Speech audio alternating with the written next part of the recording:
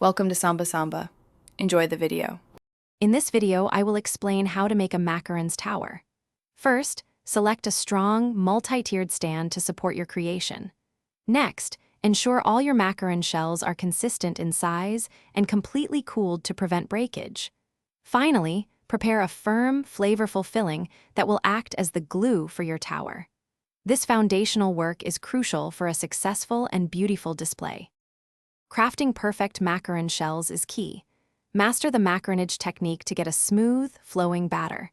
Pipe your shells uniformly, ideally around 1 1/2 inches in diameter, ensuring even baking. Bake them until they develop those characteristic feet and are firm to the touch. A well-made shell provides the structural integrity and visual appeal for your tower. Now for the exciting part, assembly.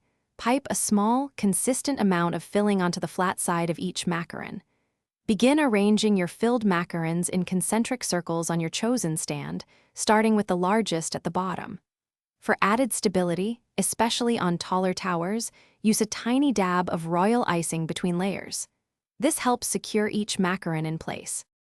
To finish your masterpiece, fill any small gaps with extra macarons or other edible decorations, such as fresh berries or edible flowers. For a touch of elegance, lightly dust the entire tower with powdered sugar. Remember, presentation is everything. Also, if you're looking for ways to improve your financial thinking, check the description for a link to a fantastic book and other great deals. Enjoy your stunning macaron tower. Thanks for watching. Consider subscribing if we helped you.